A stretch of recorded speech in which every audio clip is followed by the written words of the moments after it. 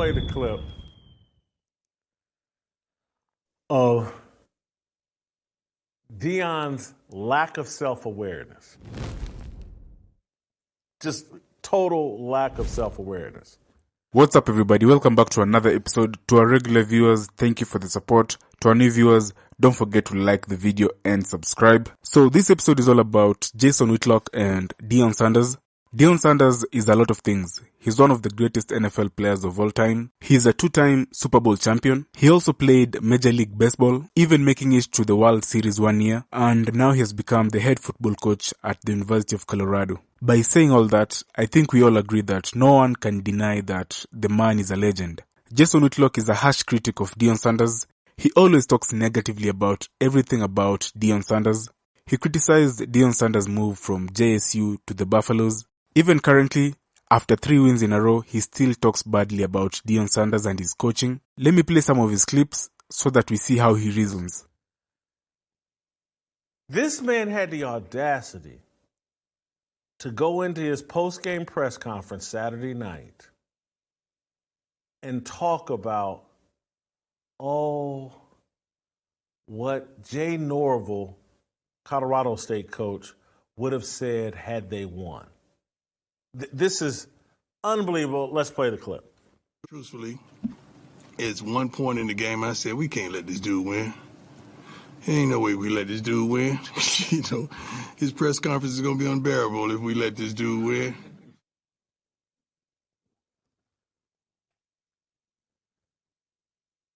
This man had the audacity to say that another man would be unbearable in a post-game press conference if they won.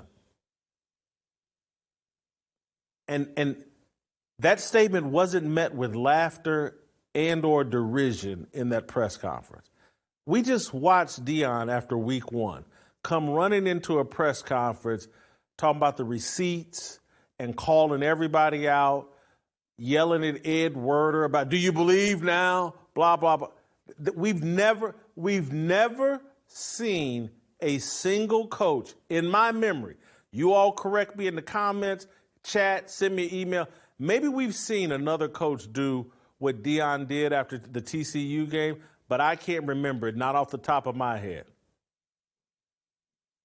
This dude won 1 game and came in and acted like he had won 6 national titles and started "I told you so" to people that have never done anything to him, including Ed Werder.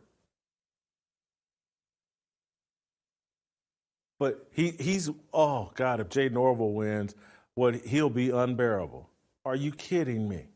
After the Buffaloes beat TCU in their first game, it was very unexpected. The odds were against them, so I totally understand Deion Sanders' reaction. He was not at all unbearable. The Rams coach, on the other hand, Jay Norvell, was already talking trash before the game. So on this first clip, Jason Whitlock does not make sense. As you continue watching, my question is, do you agree with Jason Whitlock?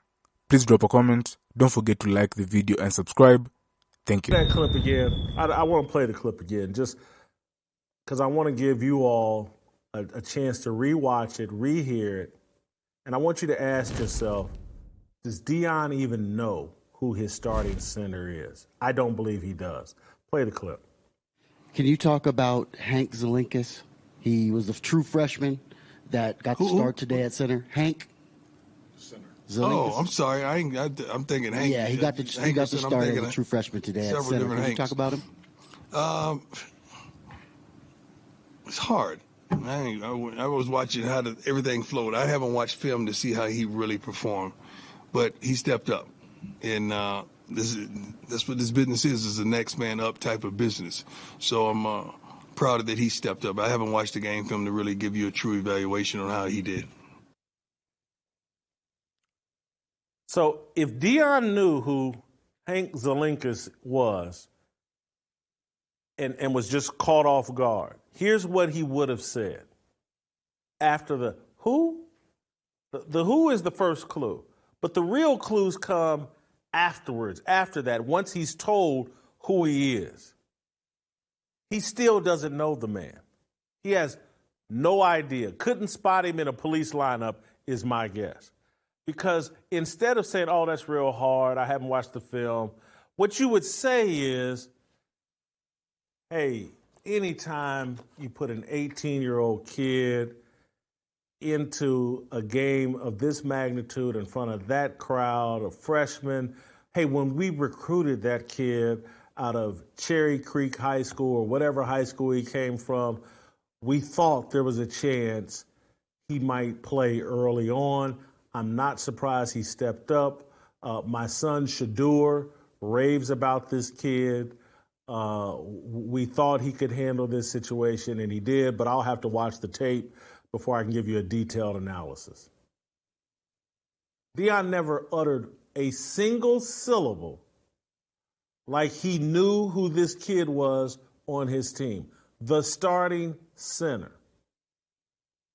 And there's a difference between a center and a guard.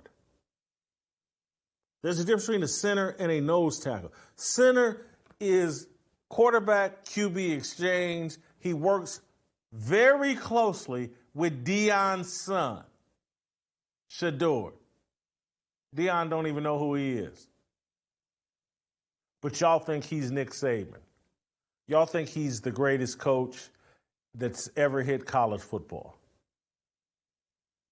Deion Sanders is an avatar, a brand that Colorado has bought and paid for to raise money for Boulder, Colorado. That's all. He's a spokesman for Boulder, Colorado, and the University of Colorado.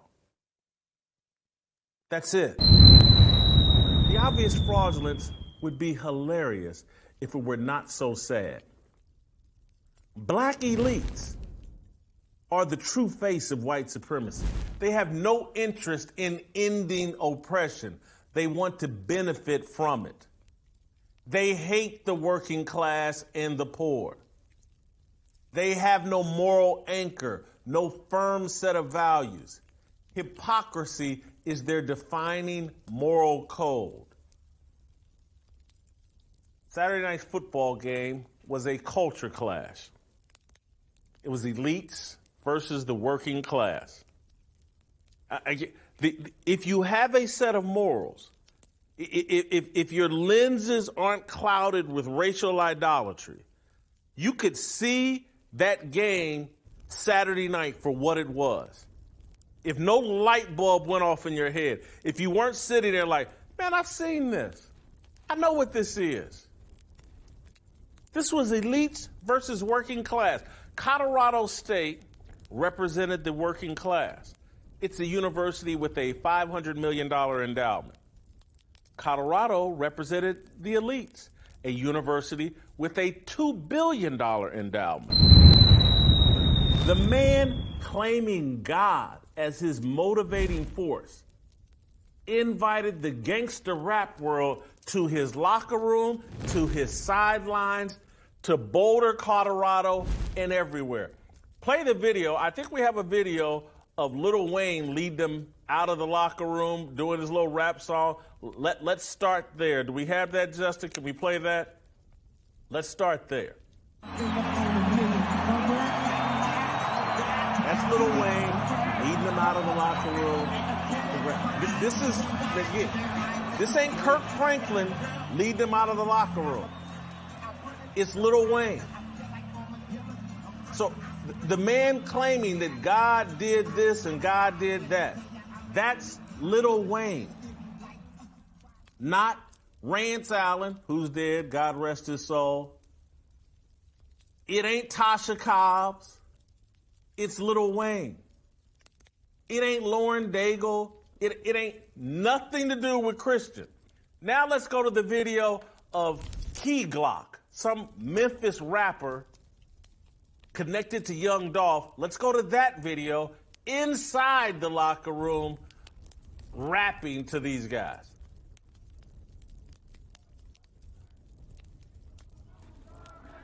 That's inside the locker room. This it's just Key Glock is his name. Signed with Young Dolph. Young Dolph is the dude that got murdered in Memphis. The little wannabe thug that got murdered in Memphis. This is one of his artists called Key Glock. I think his name is Marcavius or whatever. That's where the key comes from. The Glock is the gun. Glock. That's in his locker room.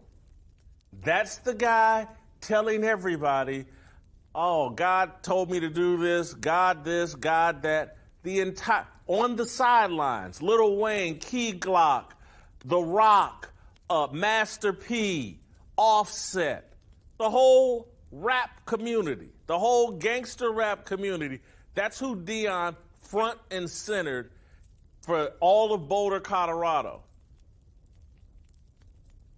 But this is a God thing. And I'm supposed to be good with it.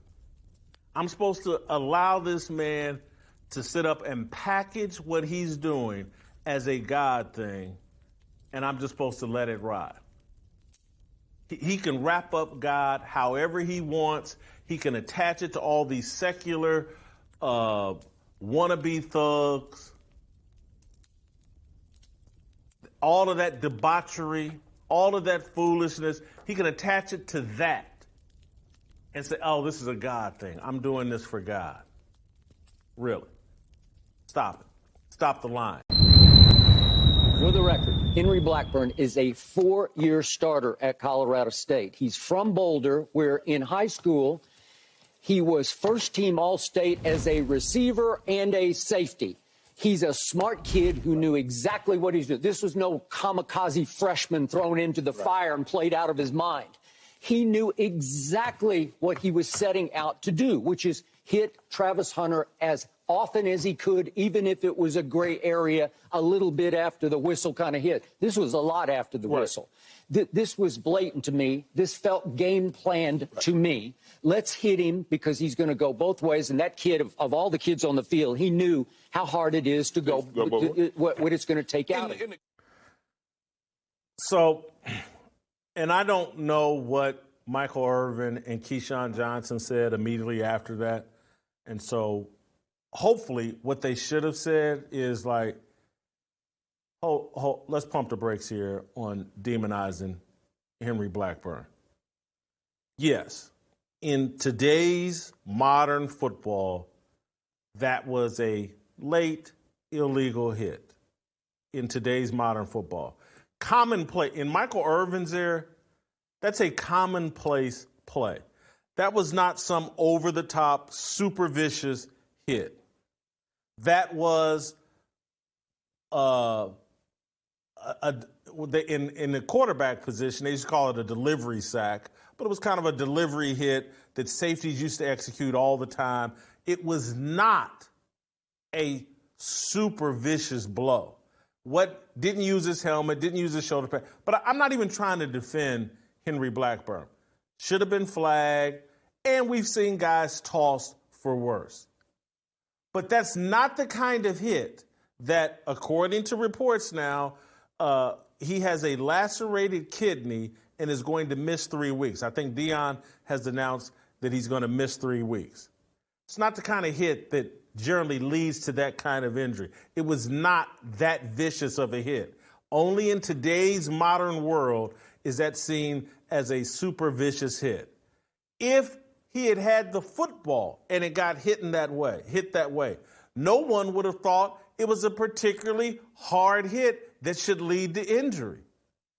And so no one's being a journalist here and saying, hold on, if he takes that hit in the game, no one bats an eye, no one thinks he should be that hurt. No one is sitting there thinking lacerated kidney, out 3 weeks. So it leads me to say, what don't we know? This kid had only played 8 games at Jackson State last year. He's injury prone. Why did that routine hit lacerate a kidney? Did he come into the game banged up? He's been playing both ways for 2 straight weeks. He's injury prone if you followed him last year. Again, he only played 8 games. He's not the thickest, most developed 19 or 20-year-old I've ever seen. He seems a bit injury prone. He's been playing both ways. Did he come into the game a little banged up? These are questions that will never be asked, will never be answered, we'll never talk about. Hey, let's just demonize Henry Blackburn and act like this is one of the most vicious hits in the history of football, and oh my God, Henry Blackburn must be suspended. Those are people arguing this are people that either know nothing about football or they're so deep in their Deion, Colorado worship that they've lost all objectivity. And then let me go to point 2 of this. Let me go to the extra point, the extra layer of this. Deion put a target on his team's back. Everything Deion has been doing has been putting a target on his team's back. Deion has been running out, and I'm talking about since February, when he held the team meeting and told, or January, whenever he went to Colorado and held the team meeting and told everybody, hit the transfer portal. I'm bringing Louis Vuitton here. I want 4- and 5-star kids here. I want the best here. When Deion did that, that's the process of putting a target on your team's back. When Deion came out week 1 after beating TCU and saying, oh, I'm about to get comfortable up in here, and everybody's threatening, frustrated, a black coach leading a locker room with 75% black players. Deion racialized this whole thing and put a target on his team's back. And so if you're wondering why Henry Blackburn and those white offensive linemen and ended up the black defensive end for Colorado State, all these guys that got all these unsportsmanlike conduct penalties trying to take little cheap shots at Colorado, where's that animus coming from? Again, I've seen this a million times.